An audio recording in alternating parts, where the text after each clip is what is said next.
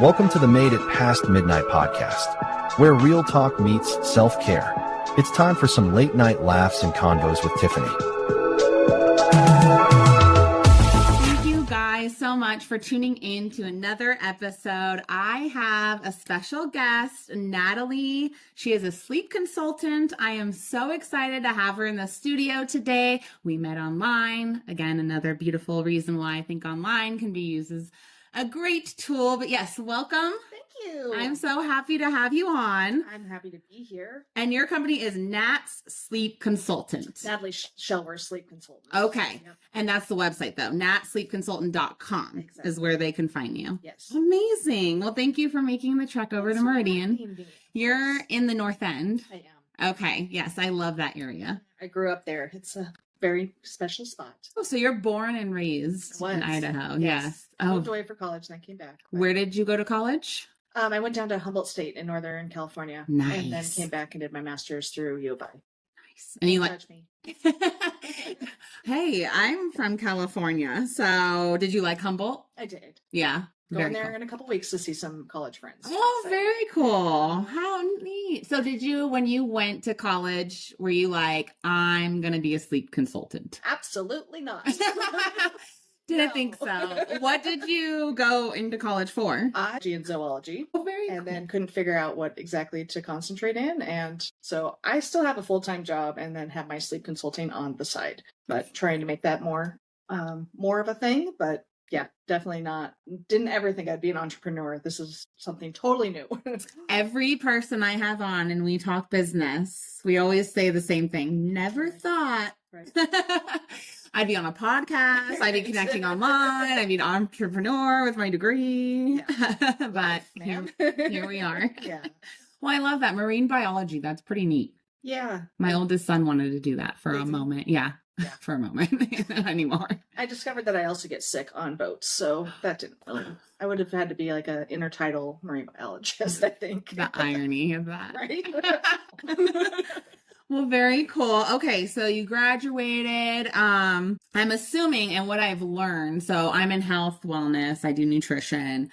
I'm really big on ingredients and decoding ingredients, but what got me there is because I had to be, right? I had certain things that made my gut react. So I'm assuming you became a sleep consultant because you needed sleep.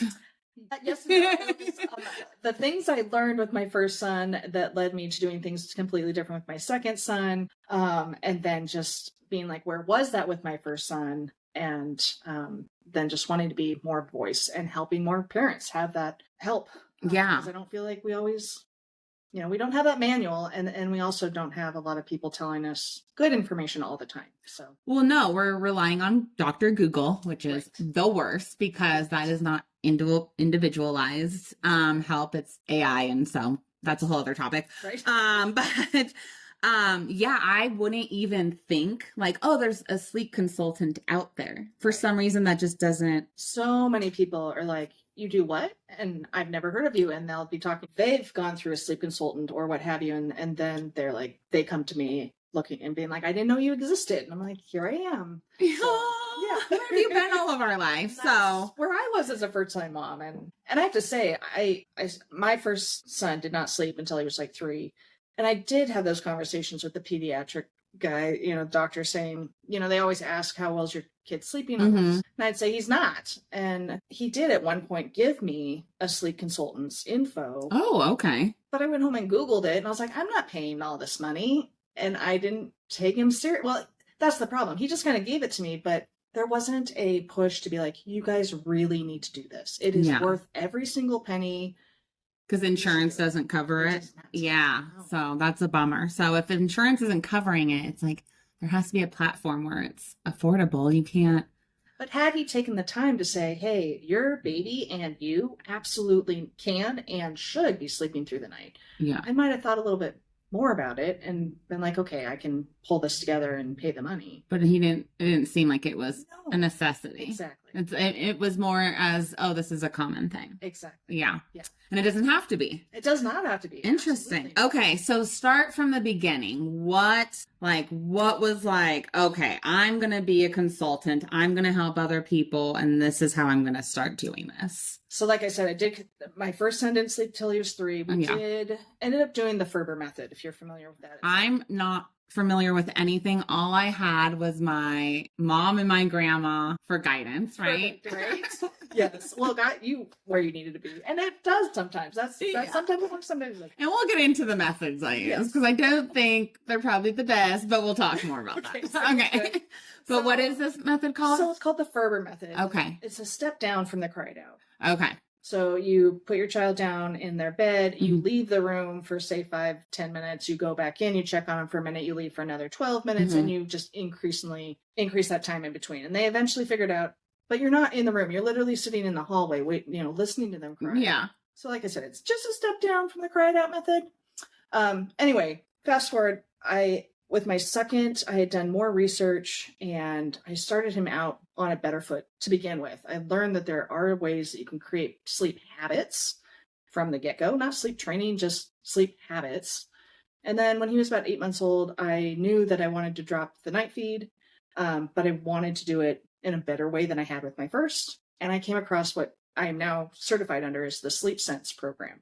Okay. So I put my little guy through that and he was sleeping, no joke, night 2. Oh my gosh. Like, you are 8 months old and you're sleeping through the nights.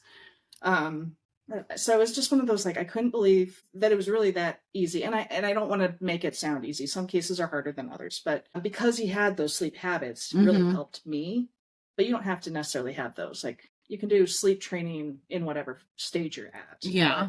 And then I learned that Sleep Sense had a certification program. And that's when I really thought a lot about it. And I was like, I want to help parents. There's not enough good information to help them through these. You get on these mom Facebook pages and it's all just stuff that's not helpful. Yeah. Especially every kid's different. And so listening to other people does not help when it's your kid and there's different scenarios. Yeah. And it would have been useful because my first son, I was told to do the cry out method. That's okay. And doing that. But here's the thing. My natural response as a mom while it happens is not like chilling. Oh, this is right. It is killing you. It is tearing you apart. It is, yes. However, that was what I was told that tends to work. And it did kind of work with my first one. By 5 months old, he was sleeping through the night. Beautiful. However, then I tried it with my second. And not so much. And I'm like, what is happening? And then, I'm in the health and wellness field. And like you said, everyone is so different, every body. And I preach on this with health. I had the health and wellness, put soothing oils or this and that. And I'm like, nothing's working. Right. Yeah. So it would have been nice to have you. He's 6 now. And so is that too old? Absolutely. Is there like an age limit on this? No. Okay. It's one of those, it's a habit. Yeah. And a skill. Right? I still sometimes have issues. Right. So I always tell people it's never too late to help your child be a better sleeper. Yeah. And you can help them. It's literally undoing the habits that they're used to doing, whether it be having you in the room with them at 6 or whatever it is. You just have to reassure them and help train them to learn how to put themselves to sleep and to be able to fall back asleep.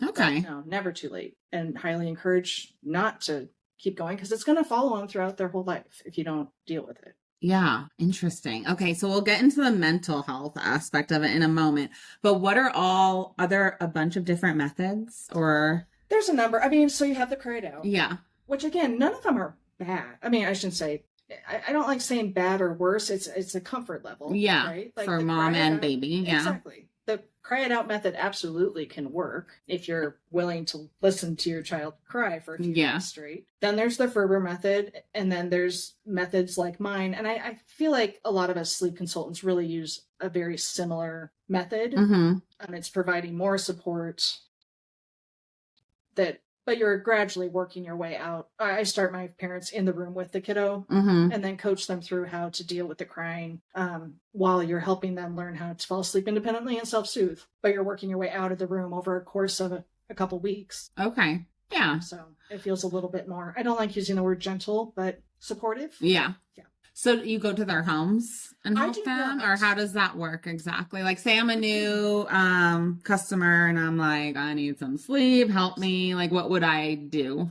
So we jump on a call. Yeah. You give me your whole story. And then I tell them about how I do things. If they say, yes, I'd love to work with you, then I send them a questionnaire that gives me a complete overview of what a typical 24-hour looks like. Because in sleep training, you're not just pinpointing bedtime. You're not just pinpointing the night wakings. It's a jigsaw puzzle of a whole schedule, especially when you have a younger kiddo that's got naps. Mm-hmm. It's the awake windows, it's the naps, it's the routines, it's, how are you putting them to bed? It all has to fit together for that child to really understand how to go to sleep and stay asleep. So once I have the questionnaire, I'm also looking for medical triggers. If there's something that's, colicky, I am currently working with a kiddo that's got, it's called laryngomalacia. Okay. It's the flap that causes snoring. Oh, okay. Correctly.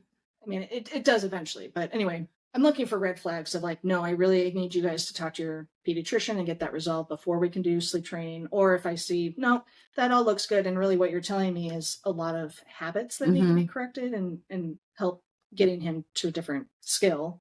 That makes sense. So like what led up? Exactly. Everything that leads up to bedtime as well, the bedtime routine. That makes sense. And then we start in, and then I write up their plan, and we go through a whole hour conversation where I literally walk you through the whole plan, what those 2-3 weeks are going to look like, answer any questions. Then we get them started. And then I am supporting them for the whole time. We do 4 Zoom calls. Okay. I always try to do the first one the morning after night 1, because that's always the hardest. They're going to need your support. Yeah. And then we kind of figure out the other 3, but then I'm with them every single day via email and text, troubleshooting, answering questions, reassuring, helping them, reminding them, okay, you're on night 4, now you need to do this tonight. So yeah. That's amazing. So even though you're based locally, I can imagine since you do this via online, you can kind of reach anyone. Absolutely. And be available for anyone. Yeah. Yeah. I actually had a friend in Norway that I worked with. Oh, how cool. That was a little challenging with the time change, but. No, I get that. Yeah. We just did a podcast with a girl, Jen, in the Netherlands. And so we had to, like, the latest we can do it was 9 a.m. Yeah. So we'd be logged in 9 a.m. And so, yeah, no, I get that. But that's really cool. See, it's a beautiful thing what an online tool can do for people. That's very neat. Yeah. Okay. And then, so you are there all step of the way, do check-ins, and then you kind of just send them on your way, usually after a few months or a few weeks. A few weeks. I mean, they're just like, got this, don't need you, thank you. Pretty much. And that's amazing. I do have amazing. some that pop back in and say, hey, this is going on. But usually I haven't had anybody that's totally fallen off the wagon. So if you stay consistent, again, you're learning a new skill. Once you have that skill down and you don't introduce another bad habit or go back to doing what you've done before, your kiddo is going to be able to be in a really good state. And even if you have, like, you go on vacation and you get off a little bit, they have that skill. And so once you get back into your routine, they pick it right back up. Oh yeah, they're smart. I mean, I feel like half the time they're just testing you and they want that stability. So it's like half the time they're just like, come on. Yeah. Like, give me what I want and need. Come on, parents, get with it. Oh, that's good. Oh, that's amazing. I love that. So, oh man, I needed you. Okay. So do you work with kids with like autism? Have you ever worked? Yet. Okay. But that's the other great thing about being certified with the Sleep Sense program is that we have a face group platform where if we are struggling with a case or we do get somebody saying, I have an autistic potential client, do I need to do something differently? We also have trainings that we can go back and listen to, but we can also get on there and people will give you your feedback and be like, hey, try this and this and this with that certain case. That's nice. So you have support within the industry from your fellow colleagues to help you out if you're struggling, which is nice. Yeah. That's really cool. And then they give you all these training courses and that's nice. That does help. What do you find Like the most common mistakes that parents typically. I was at fault. I mean, I can speak Yeah. from experience with my first. A lot of it starts with that 4-month sleep regression. Mm-hmm. And the 4-month sleep regression has to do with the baby is developing their sleep cycles, right? Mm-hmm. And so they're waking up a whole lot more because they're trying to figure this out. They're going through all of this. And so mom and dad had been sleeping fairly well for the first couple months. Now they're waking up every couple hours and they're exhausted and they're doing anything they can to get the baby back to sleep, which usually means feeding to sleep, rocking, holding. Those are all things that we call sleep props. And it means that the child baby thinks that external whatever it is the only way. They have to have that in order to go back to sleep. That's their prop to soothe. That's their prop. Yeah. So, like I said, a lot of it starts that 4-month sleep regression. But if you keep feeding them to sleep every couple hours that they're waking, Mm-hmm. that child's going to really start liking that. There's the new habit. Yeah. Interesting. So you have to, as hard as it is during that 4-month sleep regression, you have to be consistent. You can't give in, and you try as hard as you can not to create new habits. Yeah. And if you do, now you have to reverse and correct them. Oof. That's good. I like that. That's why I never did the binky or whatever you call them with either of my kids. Because I've heard from parents, from multiple, that it has been a nightmare to get kids off of them. Some more than others, but I just didn't even want to risk it. I didn't want like my 5-year-old or 4-year-old walking around or throwing fits because they want their binky or whatever. And I was just like, nope. So I just never gave it to him. But I was the worst with the bottle. Yeah. To, like, okay, here you go. Go back to sleep. Here you go. Yeah. There you go. Right? You're crying. Here you go. Well, binky's a hard one too because the National Pediatric Board says that the binky can actually help prevent SIDS. So they say that it's okay to use the binky for the first year. I personally don't recommend going the full year. Yeah. I had some twins and they both had binkies, and it's this juggling act. You've got to yes, it can prevent SIDS, but especially after 4 months, that risk really drops. Mm-hmm. And so then you have to evaluate, is the binky the sleep prop? Yeah. Are you putting it in and out 20 times a night? So that mom, mm-hmm. I was like, if you're comfortable, I don't like pushing it because of the SIDS issue. I said, if you're comfortable and want to try it, I would recommend pulling the binky and seeing if they can consolidate their sleep through the night. Sure enough, just first night. Yeah. Yeah. Oh, wow. Yeah. Interesting. I learned something new every day. I never knew about the SIDS. Yeah. But that's why. Okay, that makes more sense why. Yeah. Okay, that makes sense. Interesting. Okay, so I know when I first talked to you, I said sleep therapist. And I was like, no. And you're like, consultant. And I'm like, is it because you can't legally call a therapist because you're not a licensed therapist, right? Yeah. Okay. Exactly. In my eyes, it's sleep therapy. Yes. And I mean, like we talked about, it goes into mental health, it goes into their development, so let's talk about that, because I'm really big into health and wellness. That's what I do. That's what I love talking about. So I kind of want to talk about it all. Let's do it. Let's start with the bonding of the parents. Let's start there. And the child. How does your guys' method really help with the bonding of parents? So let's back up. Yeah. A lot of people will say sleep training, it reduces the bonding time because you're not holding them and you're not cradling them. Mm-hmm. But because, not to interrupt, but I know people the total opposite, because they'll sleep with them 24/7, and I'm like, ooh, no. But I also did the total opposite of letting it cry, letting them cry out. So what are the mental effects on that? We all need to know that are already screwed and already did it. Right. Yeah. So in the bonding issue, just because you're not holding your child all night or next to you all night does not mean you can't have a bond with your child. If you're both sleeping better, you're both getting the amount of sleep you need to be getting, you're both going to be functioning better. And so that time that you're actually awake, you're enjoying being with your child. They're a happier baby. Mm-hmm. You don't have to be next to your child 24 hours to have a bond. I mean, yeah, it's about being present and having the mental capacity, like you said, and the energy to be a parent when you need to be awake and feeding them and driving them places and all that stuff. So yeah. It's not. Sleeping is a time of healing. So exactly. Right? Exactly. That's when our bodies are resting and healing. So it's like growing and developing. I always felt like you're going in your crib. You're going to take away my healing and I'm going to take away yours. It's not a good thing. Right. Yeah. So, okay, I like that. And then what about, because I was looking into it and you kind of even wrote down notes that it can help with metabolism and immune for health? Both. I mean, so let's go into that a little bit. Yeah. Especially immune. Your body's always fighting, right? The pathogens and germs that are all over you. But particularly when you're sleeping, that is when your body has the time to really restore and cleanse and grow.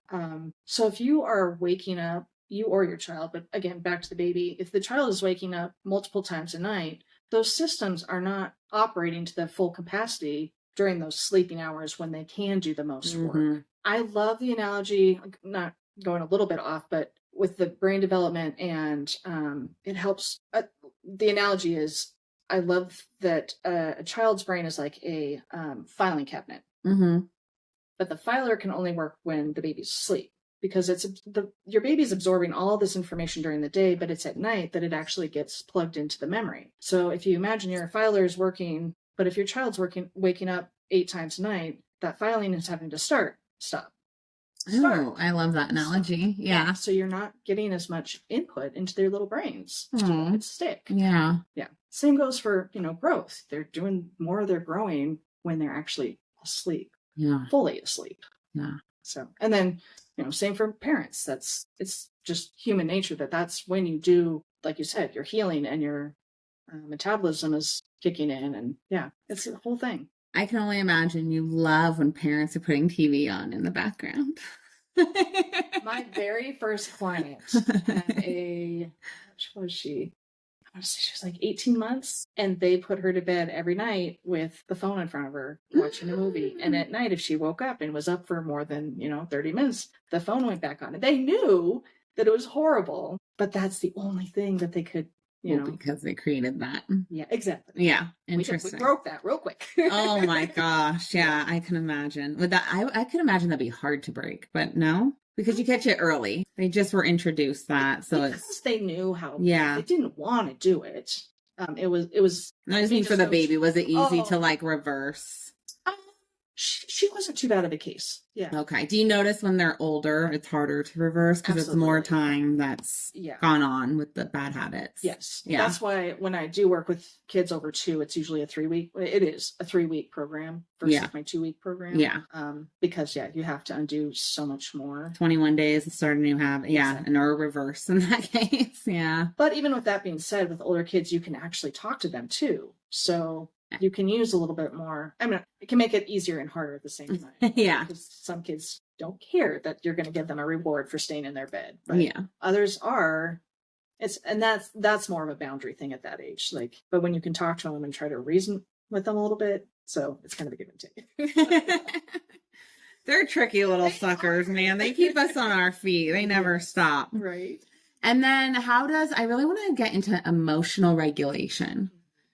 Because I've really had to, I'll talk a little bit about this more on the podcast about my little guy, but he is high functioning autism is what I told. He was never really tested though, but he has hypertonia with a low muscle tone. He didn't walk until later life. He has a lot of issues with gut. So he recycles a lot of toxins. So is it really autism or is it a lot of ammonia levels in his brain, things like that? But with that being said, emotional regulation has been very hard. Nutrition has helped a lot. But I've had to try to teach him how to self-regulate, how to do it in a calm and I guess safe manner, because it used to be very unsafe when he was little. And was during kind of all the testings and things. He would hit his head against the wall and things like that. It was just really scary and sad. And his sleeping was off during that time too, where he slept through the night before that, but during that time when he was having a lot of episodes, but again, his bowels, he was recycling a lot of toxins. So I'm very intrigued by emotional regulation now, long story short, during that time, because I had to kind of research it myself. I had to reach out for help. How does sleeping help emotional regulation?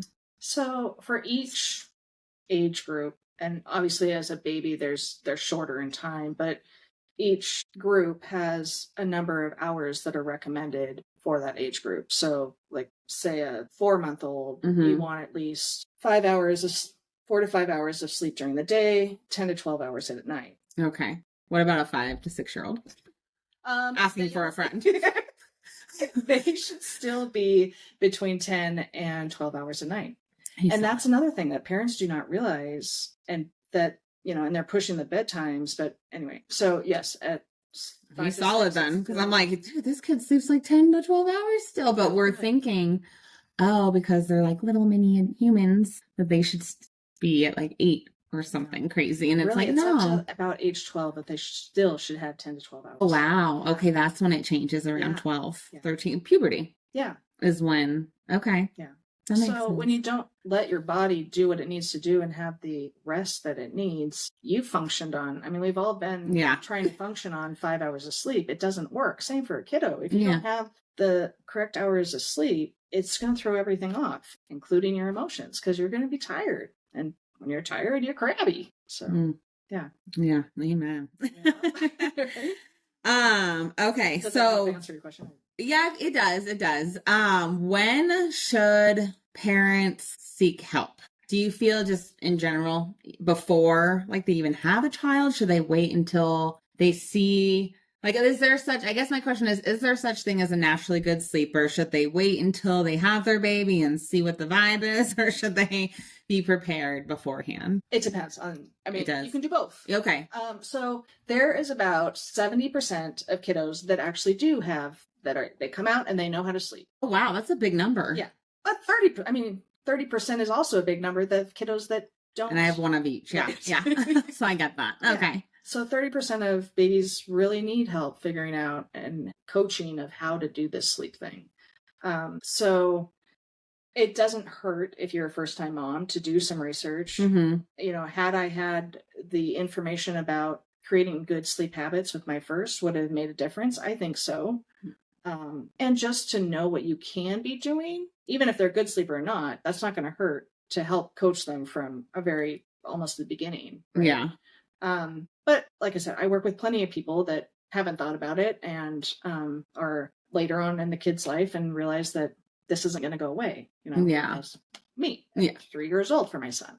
So it goes back to there's no perfect time or good time to do. It's, but I would say that especially after that 4-month sleep regression and it's been a month or more, that clearly says to me that it's a habit. And to reach out for help. It's not, I was given the advice of they figure it out. Well, they don't all figure it out. And I was waiting. I waited 3 years and it didn't get figured out. So if you're going months, years of having a child that's not sleeping, it's time to get some help. Yeah, because we all usually go to like our friends' advice, our family members. Who was yours? Like, did you have anyone, or were you just kind of winging close it? Friends, but again, that's where I heard they figure it out. Okay. You're like, oh, do they know? Mine's not. Right. So, and if you have friends that their kids did finally figure it out, they don't know the advice to give you to say, oh, you should do this, So yeah. That makes sense. And what is, if you were to leave here with one good advice, free advice for the listeners and watchers today, what would be that like number one solid thing? I know you've already said plenty, but what's the number one? I am going to say it again about the sleep props. That is, try not to have a sleep prop, meaning don't have an external something. Like I said, whether it's feeding, breast or bottle feeding, rocking, holding, even lying next to your child when they're 3 years old as a toddler, those are all sleep props. So you really want to avoid those. You need your child to learn how to fall asleep independently without help.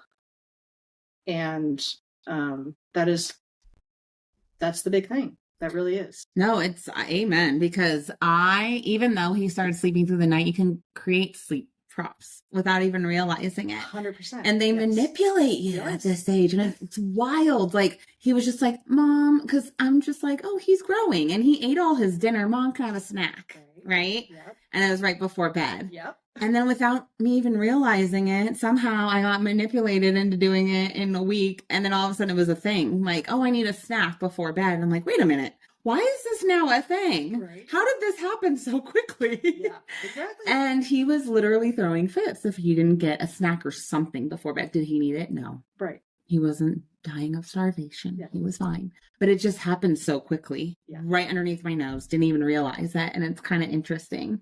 Yeah, with a lot of those, it's super easy. Yeah, I'm like, feeding, you're always like, oh, I want to make sure he's okay, so I'm going to feed him so he's not in pain. I did that with my son.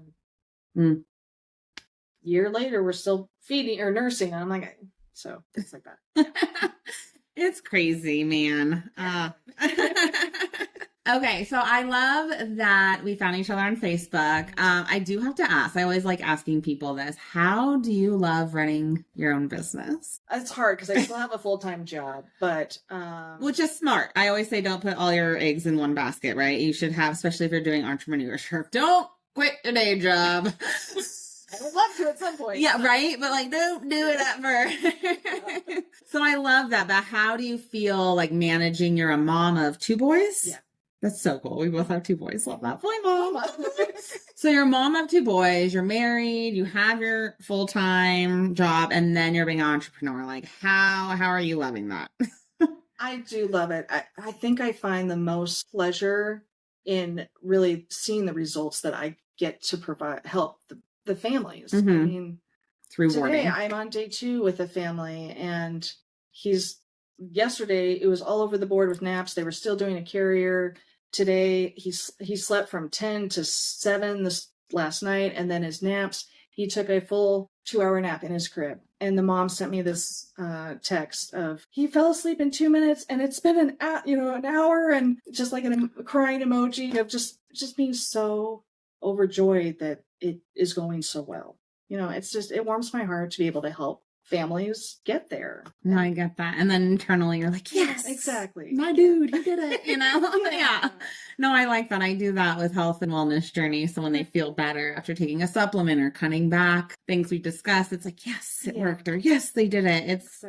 Those are the things that are rewarding. Connecting. Mm-hmm. I love that. I love that we met online. Me too.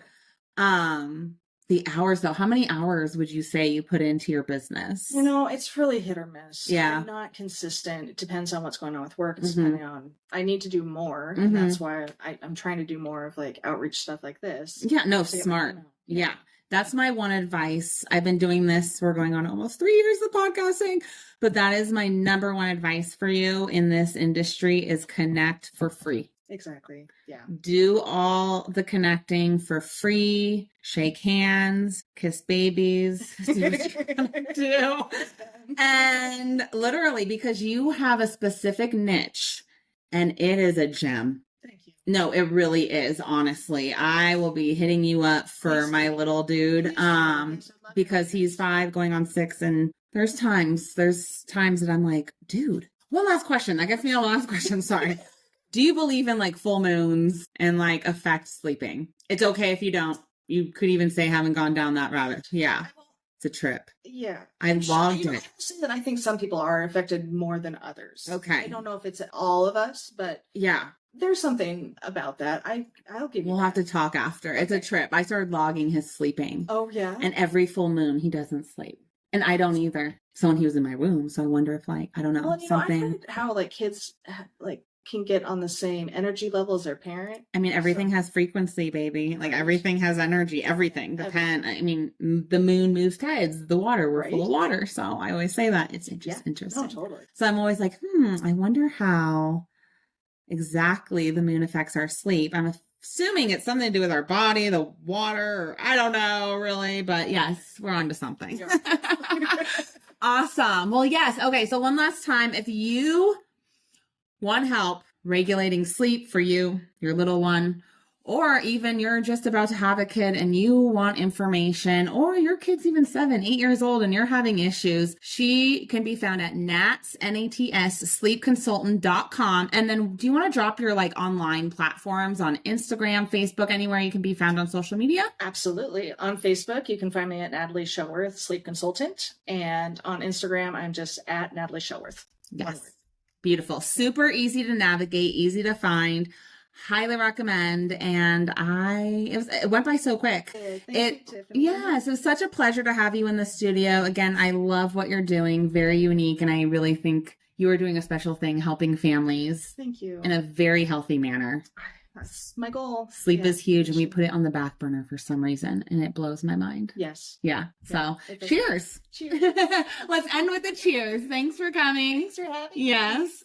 And have a great night, everyone. We will see you next time at madeitpastmidnight.com. And tune in for another episode next week. Thanks, guys.